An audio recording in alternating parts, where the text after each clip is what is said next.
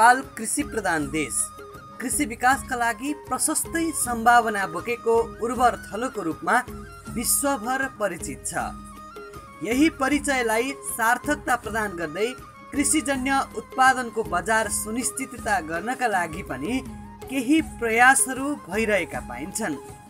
यसै प्रसङ्गको एउटा उदाहरण झापा अर्जुनधारा नगरपालिका वार्ड नम्बर 8 मा रहेको जलेश्वर बहुउद्देश्य सहकारी संस्थाले पेश गरेको छ।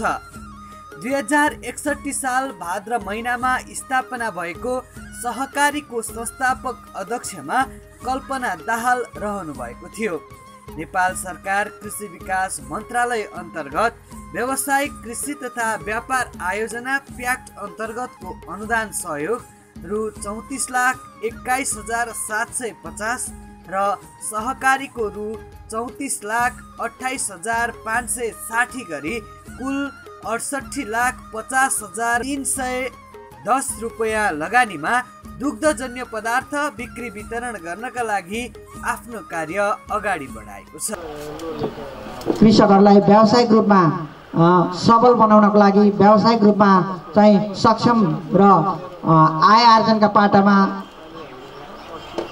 दिगो रूपमा उभ्याउनको लागि कृषकहरूलाई चाहिँ हौसला दिने, कृषकहरूलाई चाहिँ सपोर्ट गर्ने कार्यक्रम अन्तर्गत यो आयोजना लागू भएको कुरा हामीलाई जानकारीमा छ र सोही कार्यक्रम अन्तर्गत हामी जलेश्वर बहुउद्देश्य सहकारी संस्था, पूर्वार्ध कृषि सहकारी संस्था र ऊर्जाशील कृषि सहकारी संस्था तीनटा जोइन्ट भएर दुधको उत्पादनको पाटो ऊर्जाशीलले गर्नुहुन्छ र त्यसलाई प्रशोधन गर्ने काम र प्रशोधन गरेर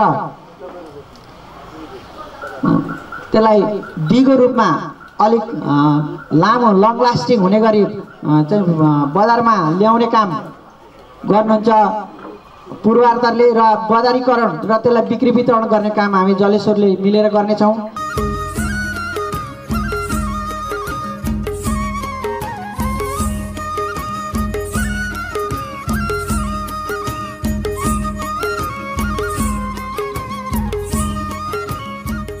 पशुपन्छी पालन क्षेत्रबाट नेपालको राष्ट्रिय अर्थतन्त्रमा उल्लेख्य योगदान पुगेको छ।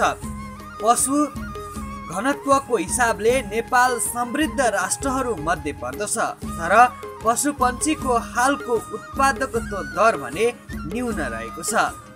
पशुपन्छी पालनमा व्यवसायीकरणको क्रम पछिल्लो दशकबाट बढ्दै गएको पाइन्छ, जसको फलस्वरूप दुग्ध उत्पादनका लागि व्यावसायिक रूपमा गाई भैँसी पालन तथा भङ्गुर पालन फर्महरूको वृद्धि हुँदै गएको अवस्था छ।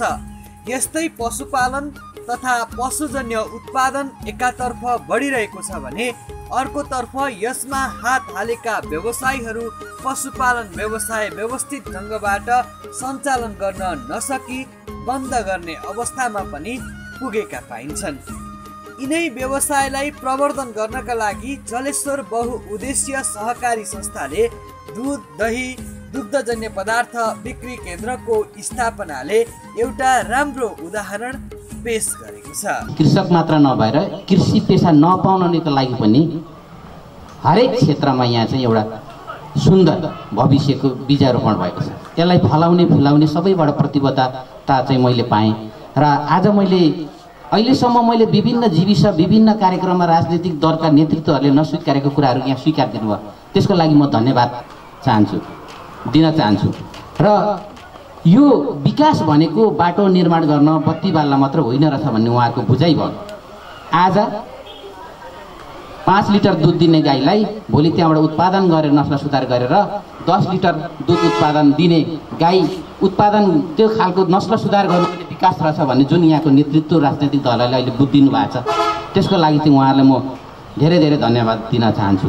र यहाँ कृषकको कार्यक्रमहरू हरेक क्षेत्रबाट हरेक कोणबाट आइराखेको छैन, त्यसलाई हामीले अब अवलम्बन र तपाईँहरूको सहयोग जरुर छ। तपाईँहरूको सहयोग भयो भनेदेखि प्रशस्त कार्यक्रमहरू आउन यहाँनिर सक्ने सम्भावना छ। र मलाई आज खुसीको कुरा यहाँसम्म आइपुग्दाखेरि मैले यहाँ झापामा आएर 3 वर्षसम्म काम गर्दाखेरि जुन राजनैतिक दलहरूले आज यो कृषिमा पनि बजेट छुट्याउनु पर्दछ। वास्तवमा हामीले योजनाहरू छनौट गर्दाखेरि 1 नम्बरमा कृषि हुन्छ, तर बजेट हाल्ने बेलामा 0 हुन्छ।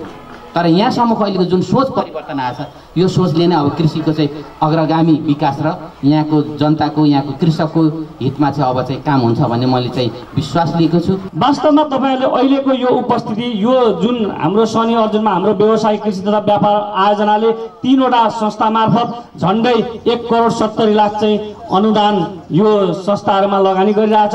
यो चाहिँ एउटा वैदेशिक हो, तर यो चाहिँ नेपाल सरकार कृषि विकास मन्त्रालय अन्तर्गत चाहिँ भएको कारणले गर्दा यसमा चाहिँ नेपाल सरकारले विभिन्न क्राइटेरिया राखेर आफ्नो एउटा एग्रिमेन्ट गरेर चाहिँ यो अनुदान रकम चाहिँ लिएको छ र यसको मापदण्ड पुरा गर्न, यो कार्यक्रम सञ्चालन गर्न त्यति सहजै चाहिँ छैन। तपाईँहरूले अहिले बुझ्दै पनि जानुभएको होला। अहिले यो प्याकले विभिन्न क्रियाकलापहरू गर्दै जाँदाखेरि अहिले उहाँहरूले एग्रिमेन्ट गरेको कुरामा यो अहिले सञ्चालन भइरहेको क्रियाकलाप चाहिँ 50-50 को अनुदानको कार्यक्रम हो। उहाँहरूले आधा काम गरिसकेपछि मात्र हाम्रो प्याकले आधा पैसा दिने हो। काम नगरिकन यसमा पैसा नदिने भएकोले पनि पहिला काम उहाँहरूले सम्पन्न गर्नुपर्ने दायित्व छ। त्यसको लागि धेरै ठुलो चुनौती छ र उहाँहरूलाई त्यसको लागि चाहिँ तपाईँहरूले सम्पूर्णहरूले चाहिँ सहयोग गरिदिनु भने यो क्षेत्रमा चाहिँ यसले एउटा फड्को मार्छ।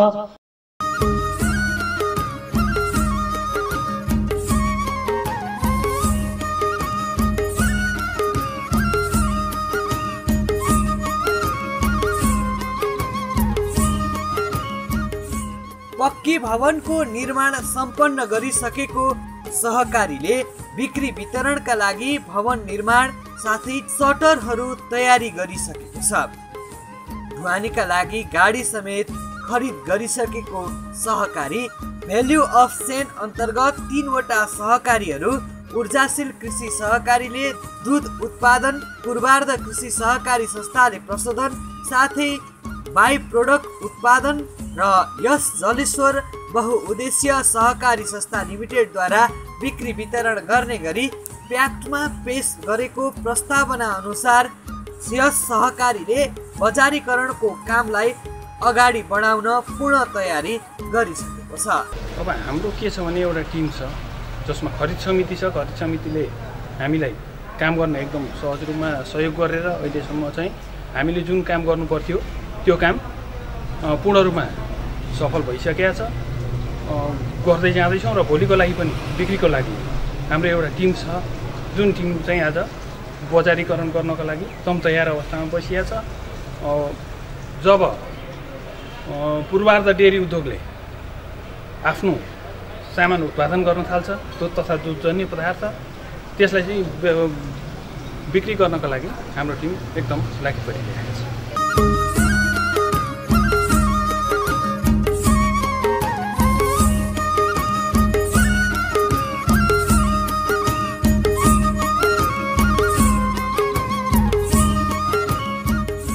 सहकारी डिभिजन कार्यालयमा विधिवत रूपमा दर्ता भएको यस जलेश्वर बहुउद्देश्य सहकारी संस्था लिमिटेडले आन्तरिक राजस्व कार्यालय झापामा पनि आबद्धता जनाइसकेको छ।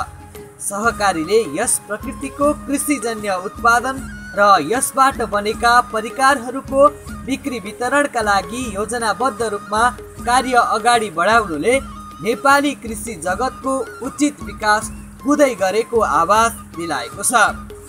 यो प्रस्तावमा चाहिँ 3टाको अलग अलग काम र अलग अलग दायित्व छ, जस अन्तर्गत ऊर्जाशीलले दुधजन्य पदार्थहरू उत्पादन गर्ने, त्यसलाई पूर्वार्धले प्रशोधन र अन्य दुधजन्य पदार्थहरूको उत्पादन गर्ने र जलेश्वर बहुउद्देश्य सहकारी संस्थाले त्यसलाई बजारीकरण गर्ने भन्ने हाम्रा आफ्ना आफ्ना चाहिँ कामहरू छन्, आफ्ना आफ्ना चाहिँ फ्याक्टर छ।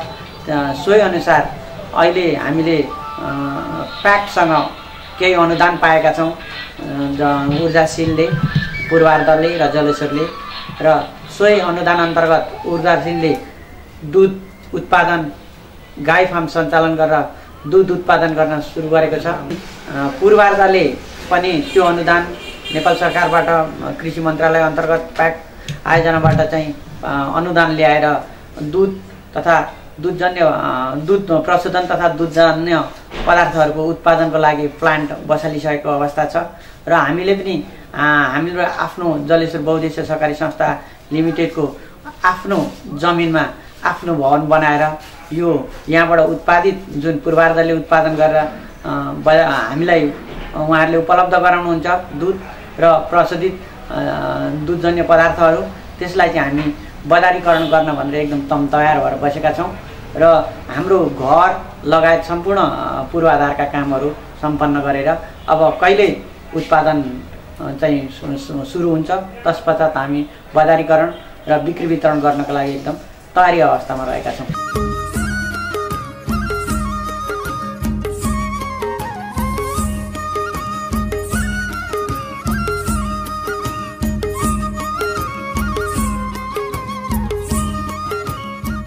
जलेश्वर बहुउद्देश्य सहकारी संस्था लिमिटेड आफैमा पनि धेरै उद्देश्यसँग जोडिएको हुँदा सामाजिक विकासमा उल्लेख्य विकास हुन योगदान पुर्याउन सक्ने देखिएको छ।